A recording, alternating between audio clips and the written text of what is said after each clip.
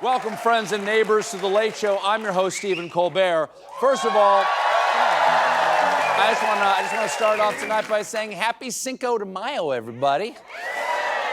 Or, as it's been officially renamed, Cinco de America. Now,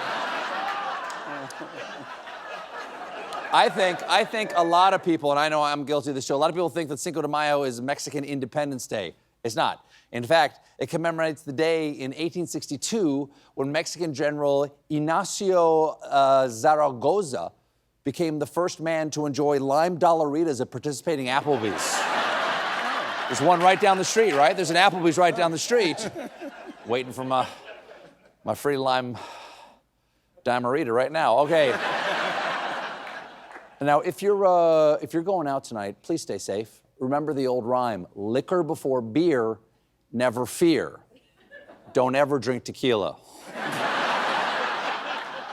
It's not only Cinco de Mayo, it's also the 6-month anniversary of Donald Trump getting elected. So there's 2 good reasons to puke on the sidewalk. Hey! This weekend, There it is. I really want that dimerita, or whatever it was. Dollarita? This weekend, Trump gave an interview to, what did he give it to? He gave it to Meet the Press. And it must have been complicated for him because he hates the press, but he loves meat. The biggest and most alarming takeaway from this interview was when Trump was asked if he has to uphold the Constitution, and he said, I don't know. Well, it's been great, folks, but that's it. I think we can roll credits on the United States. Honey, I'm coming home. Jim?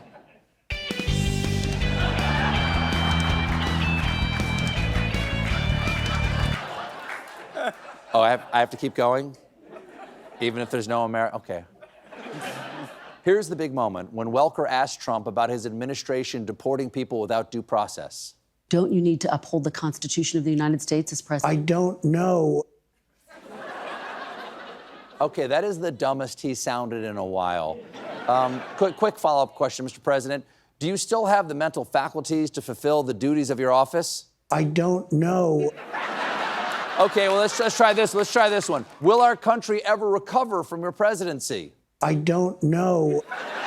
All right, fine. Here's a really easy one. Why have you cheated on all of your wives? I just love doing it. Oh,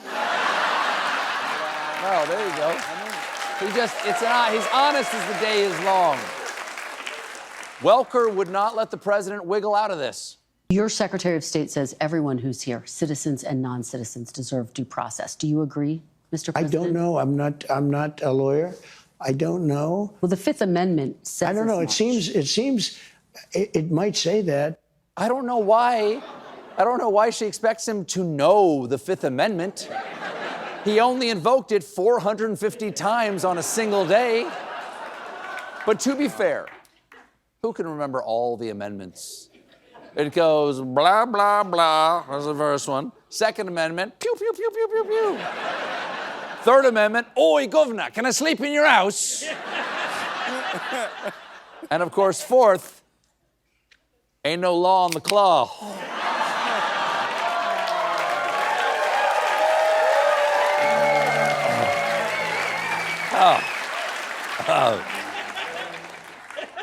I fought the claw and the claw won. That is refreshing is what that is. They a sponsor? Refreshing. Trump explained that due process is fine and stuff, but it's just so time-consuming.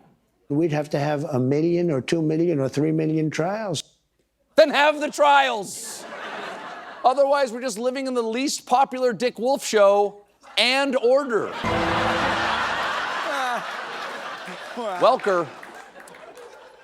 Welker did a great job. She also asked Trump about the economic cluster munch he has unleashed on America, and he knew just to blame. When does it become the Trump economy? It partially is right now, and I really mean this. I think the good parts are the Trump economy, and the bad parts are the Biden economy. Wow, who could have seen that coming? All good stuff is Trump, all bad stuff is Biden. Sunshine, that's Trump. Rain, Sleepy Joe. Pizza, Trump. Box of spinach you buy because you're trying to be healthy and then forget about it and it gets dark and wet, so you just throw it out. That's Biden. Ivanka Trump, Eric Biden. Then, I don't think I'm putting any effort into that impression anymore. Just not an ounce of effort into it. Come on. Then, like any great presidential interview, the talk turned to dollies. You said some dolls are going to cost more. Isn't that an acknowledgement that some prices will go up? I don't think a beautiful baby girl that's 11 years old needs to have 30 dolls. Congratulations, Mr. and Mrs. Johnson. It's a beautiful 11-year-old baby. You did so well in your 44th trimester. Oh, you want to stand up? Okay, there you go. Save on.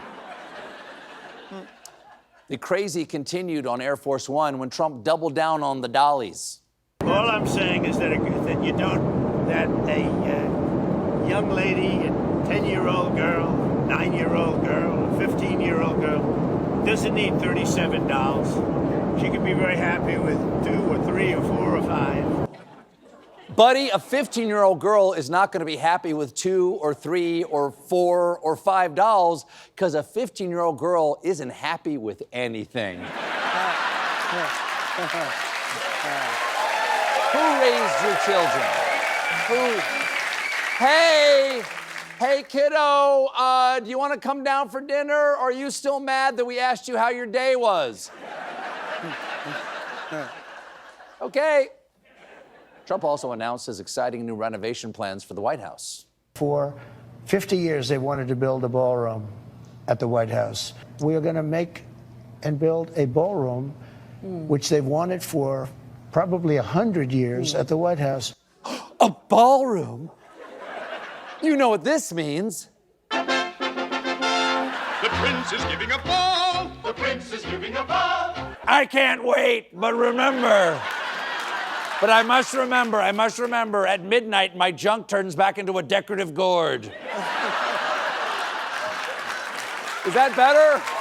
Is that more effort? Am I putting more effort in? No?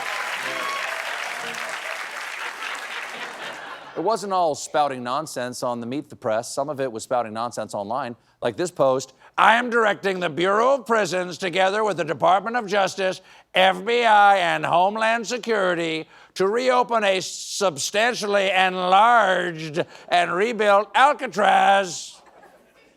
I know that sounds crazy, but you just gotta believe it was a compromise when his staff told him he couldn't reopen Azkaban.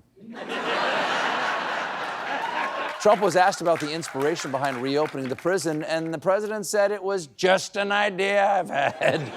You know you don't have to act on every idea you've ever had, right? We're gonna bring back the Salem witch trials in prime time, and I'm the host, and when I say you're fired, we set them on fire. Super Bowl ratings every night. Let's see Schwarzenegger do that. Another brainstorm Trump had this weekend is a 100% tariff on foreign-made movies.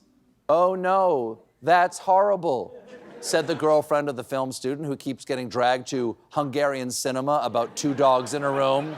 No, darling, you see, this one dog here is a metaphor for the other dog. Shh, they're just about to not move. The thing is, making any movie takes a lot of different people in a lot of different places. For example, a single superhero movie can often involve half a dozen or more specialized firms scattered around the world. And now people in Hollywood are freaking out, mostly from the coke, but about this too. Trump's tariffs would virtually halt all movie production, and America makes a lot of money from movies, according to the Motion Picture Association of America. In 2023, movies produced $22.6 billion in exports and $15.3 billion in trade surplus. The rest of the world loves our great movies, like Die Hard, or as it's translated in Germany, Die Slowly. That is true. Really? It's called Die Slowly. Of course, for Germans, the idea of dying slowly counts as a rom-com. Trump also posted some bizarre AI-generated images this weekend, some more offensive than others. First up was him as the Pope. Now, as a Catholic, let me just say, in the words of St. Peter, go yourself.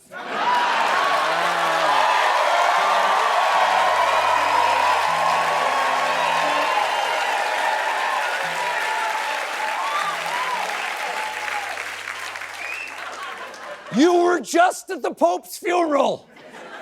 Remember everybody crying and the dead body on the floor? Did you forget that part? Hey, I went to your grandmother's funeral and look at me, I'm your grandma. Look, I'm wearing her clothes. I love butterscotch and Wheel of Fortune. I'm sorry for your loss. Whoopie-doo, whoopie-doo.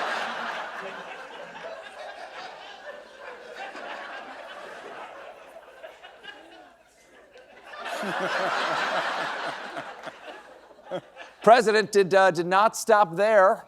He kept upsetting people in honor of May the 4th. He posted this AI image of him holding a lightsaber. Okay, first the Catholic Church, now Star Wars. Stop insulting people's religions. Okay? The 4th may be with you, but I'm not. But I do want to extend my congratulations to Jar Jar Binks for no longer being the most despised character in the Star Wars universe. We got a great show for you tonight. My guests are Jim Gaffigan and best-selling author Soleika Jawad. But when we come back, meanwhile,